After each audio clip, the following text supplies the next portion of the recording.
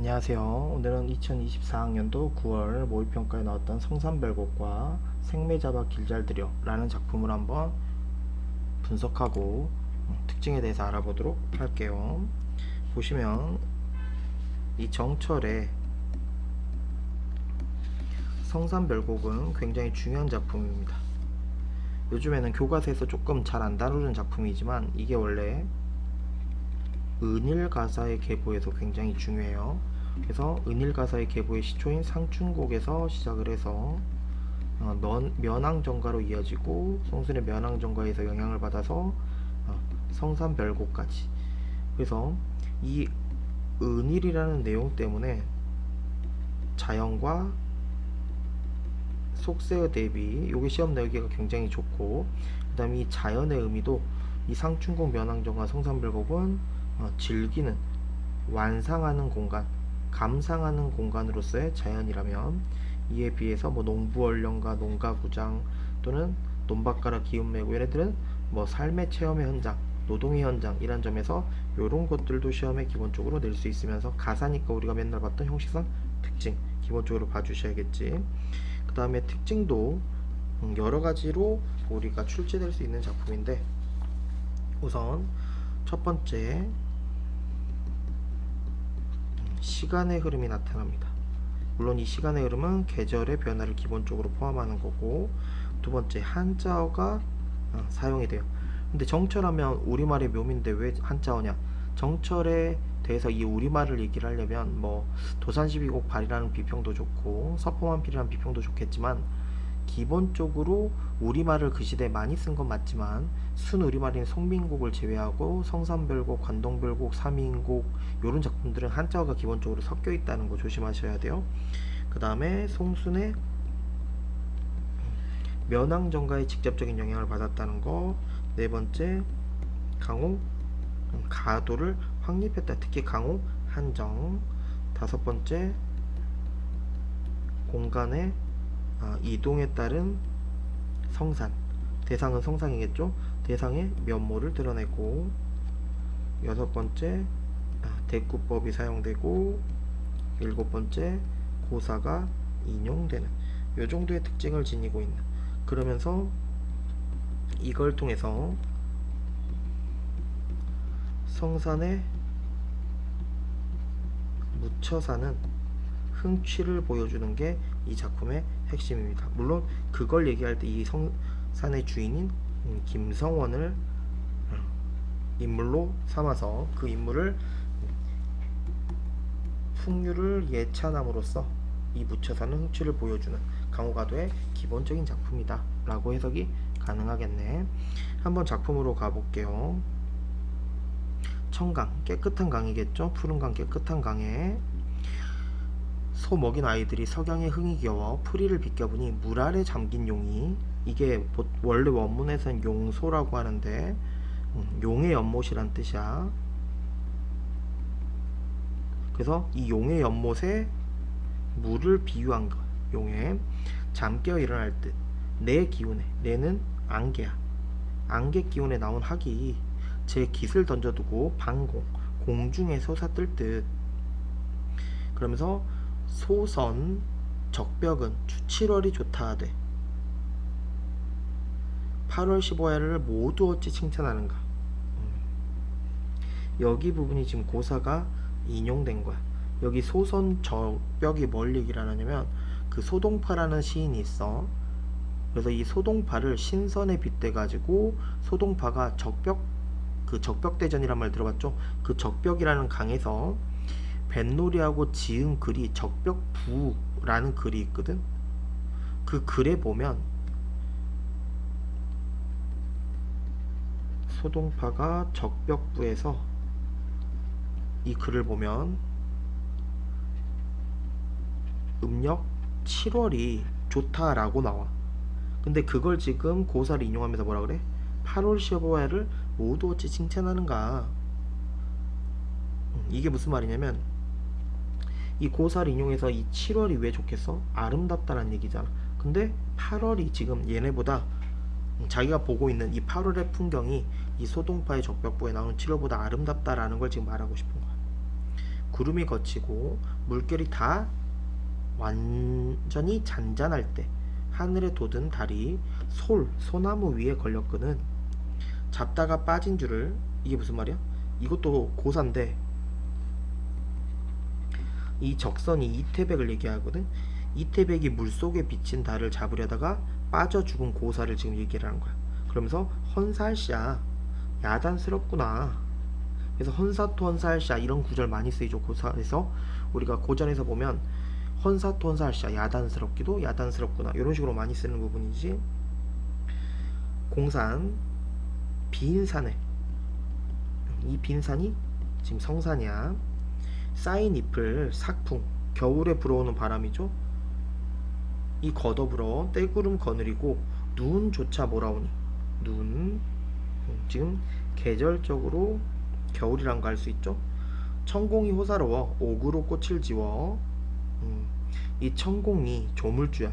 그러니까 지금 이거 뭘 얘기하냐면 조물주가 옥으로 꽃을 만든 것처럼 이 눈이 뭐하단 얘기야? 아름답다라는 얘기를 하고 있는 거야.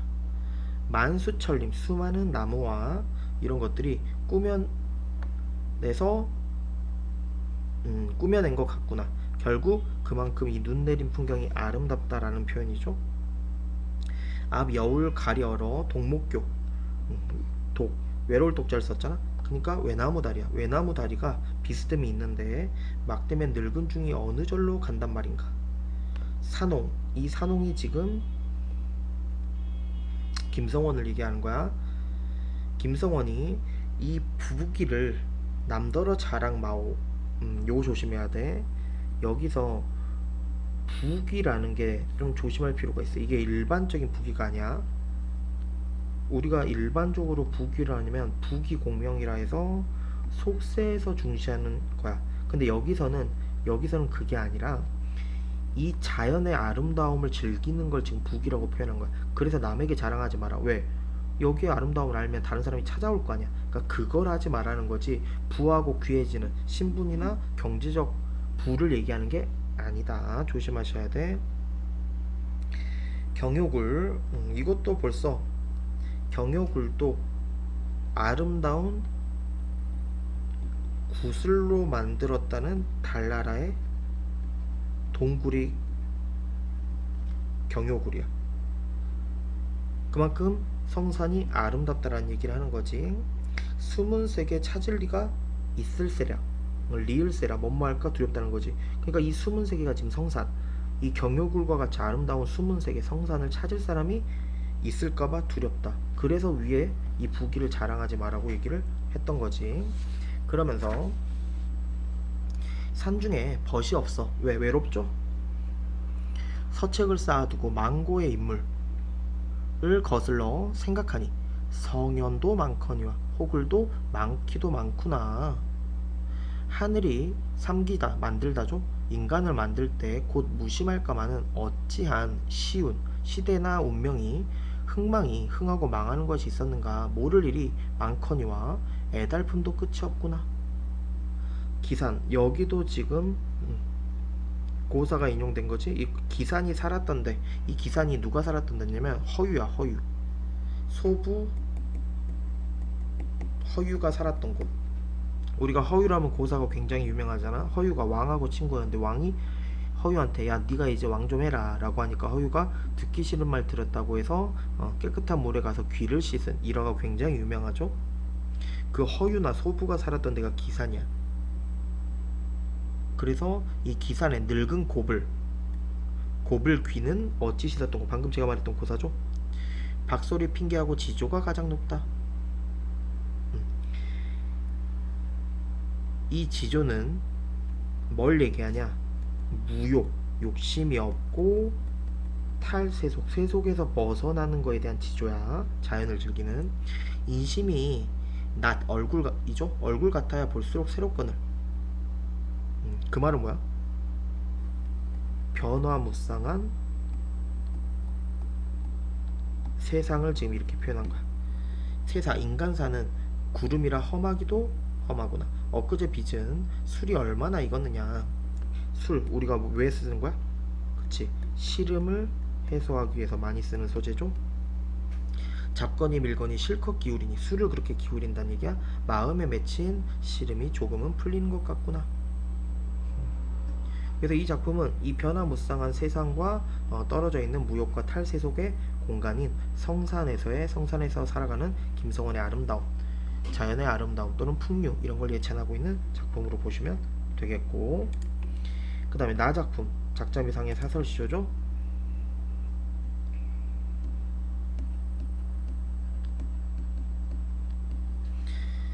작자미상의 사설시조로 생매잡아 라는 작품인데,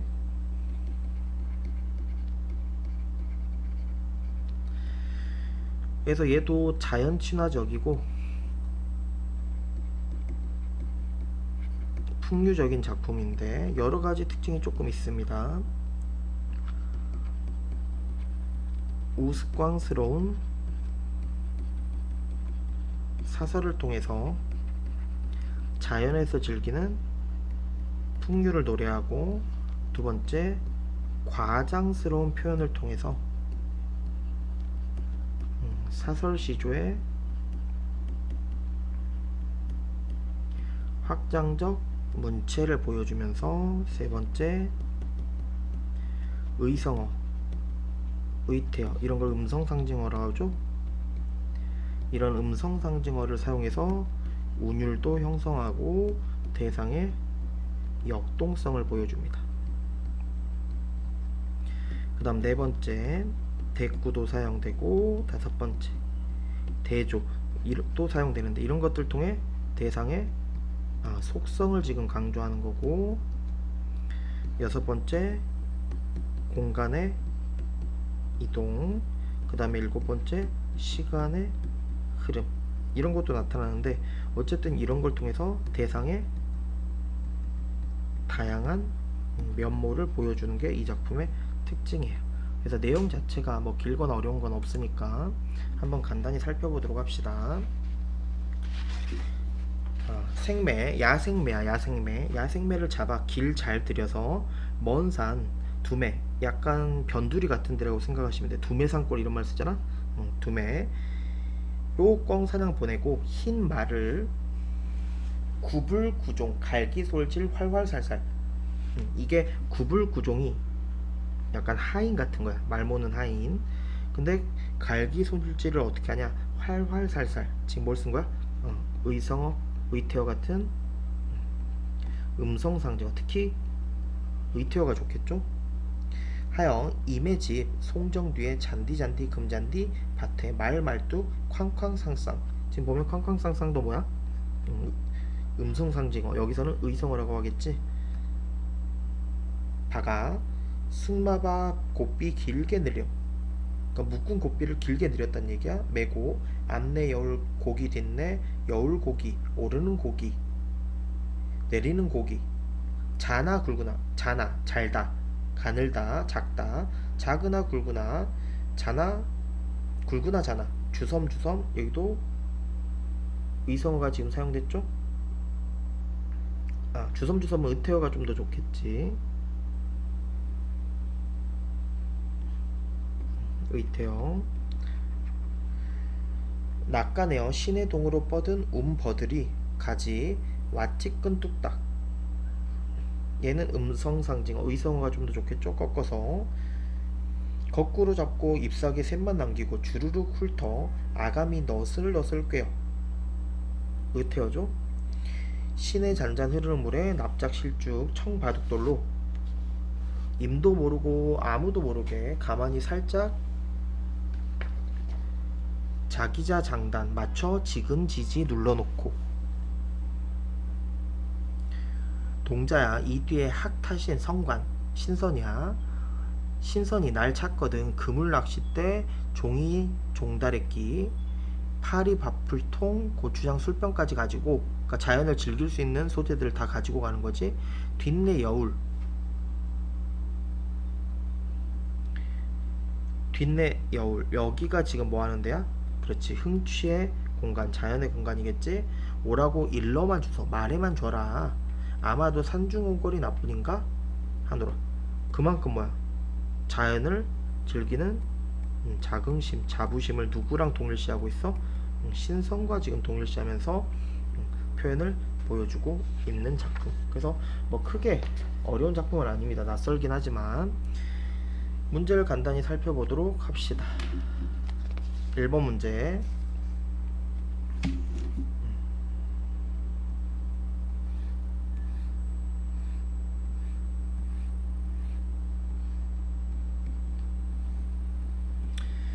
가작품과 나작품에서 1번 영탄적 표현.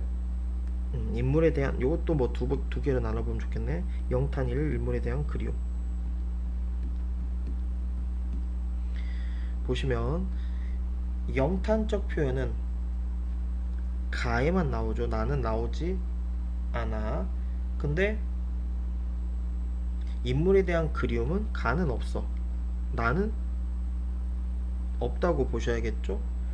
그 다음 2번 음성상징어. 나는 가능한데 가는 안되죠. 그 다음 3번 공간에 이동했다는 대상의 면목.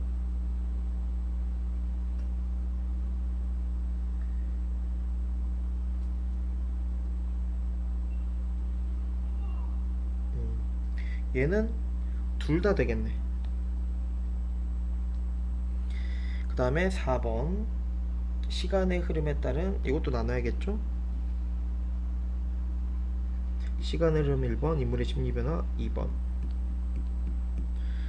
보시면 시간의 흐름은 둘 다 나타나는데 인물의 심리변화는 둘 다 나타나지 않고, 그 다음에 대꾸를 1번이라고 한다면 대조적 대상이 2번이라고 한번 해볼게요. 이렇게 봤을 때 대꾸는 둘 다 나타나는데 대조는 나는 나타나는데 가는 나타나지 않네. 그렇게 보면 답은 2번이 되겠네. 그래서 이런 것들은 정리를 해 놓으시고, 그 다음 2번 A에 대한 이해로 적절하지 않은 것. 아까 A 부분 봤죠? 삭풍이 가을 잎을 쓸고 간 자리에 구름을 불러와 공산을 눈세상으로 만들었다고 한 것에는 인물이 거처한 공간의 아름다움에 대한 인식이 계절에 따른 자연의 변화를 통해 드러난다. 가능하겠고, 2번 앞 겨울을 건너가는 노승을 발견하고 경효굴이 들키지 않기를 바라는 것에는 빼어난 경치를 소중하게 여기는, 그리고 숨어있는 세계가 알려질 것에 대한 염려. 그치? 그 다음에 3번 만족스러운 외적 풍경에서 눈을 돌려 벗이 없는 산중에서 망고 인물을 생각하는 것에는 정신적 세계가 주목하는 태도가 적적한 상황에 놓인 인물의 행위를 통해 드러낸다. 맞고, 4번 하늘의 이치가 제대로 구현되지 못했음을 쉬운 행망에서 발견하고도 모를 일이라고 한 것에는, 여기까지는 가능하죠. 인물의 담담한 태도. 틀렸죠. 답은 4번. 5번 세상을 등진 인물의 삶에 기산의 고불에 비유한 것에는 험한 세사와의 단절과 은거지향에 대한 긍정적 인식이 인물의 선택에 대한 평가. 가능하겠고, 그 다음 3번 고전 시가에서 자연은 작품에 따라 다르게 그려진다.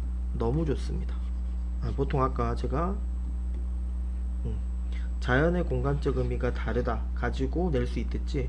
그걸 낼 때 이걸 보기로 제시하고 자연의 의미가 다르다. 그래서 뭐 즐기는 공간이냐 이런 걸로 내기가 좋다는 얘기지. 그러면서 여기는 어떻게 분석했는지 봅시다. 작품에 따라 다르게 그려지는데 가에서는 속세와 구별되는 이상세계, 신선의 이미지, 탈속적, 고고한 가치. 근데 나에서는 풍요롭고 현실 풍요의 장, 신선의 이미지. 1번 가의 용은 피리 소리로 조성된 탈속적 분위기를 환상적으로 표현하는 소재이고. 가능하죠. 나는 생매는 고고한 취향을 사실적으로 보여준다. 틀렸지. 뭐 지금 현대에서야 생매를 잡아서 기르는 건 굉장히 돈이 오래 들고 그게 기를 수 있는 기간도 정해져 있거든. 그러니까 그렇게 되면 비싸게 사고 얼마 못 즐기는 거잖아. 그러니까 고고한 취향이라고 할 수 있겠지. 근데 현대에서는 그렇지만 이 시대에는 생매는 꿩사냥에 동원되는 거잖아. 그러니까 고고하다 라고 보기는 좀 힘들겠죠. 답은 1번. 그래서 이 짐은 성산불곡이 주된 작품이고 생매잡아 길들여는 이거랑 비교하기 위한, 아까 특히 3번 문제를 내기 위한 작품으로 생각하시면 되겠어요. 그래서 우리가 공부할 때 성산별곡에 대한 특징과 생매잘바 이 작품에 대한 특징, 그 다음에 이걸 공부할 때 다른 외부 작품도 이 자연의 공간적 의미, 그리고 아까 여기 가나에 대한 특징 비교, 그리고 마지막으로 이 부귀에 대한 의미, 속세가 아니다, 요런 것까지 5가지 정도 중심을 잡아주시면 접근하는데 조금 편하지 않을까라는 생각을 합니다. 그래서 우리가 이 5가지를 중점적으로 공부하면서 본문에 대한 어구풀이, 해석 정도 공부하시면 이게 학교에서 내신으로 출제되더라도 접근이 용이하지 않을까 하는 생각을 갖게 되네요. 그래서 꼭 문제 한번 풀어보시고 내용을 정리해 보신다면 되지 않을까 싶어요. 그래서 오늘 수업은 이 정도에서 마치도록 하고 다음 시간에도 문학으로 한번 찾아뵙도록 하겠습니다. 그래서 작년 수능 기출 정도로 한번 찾아뵙도록 할게요. 고생하셨습니다.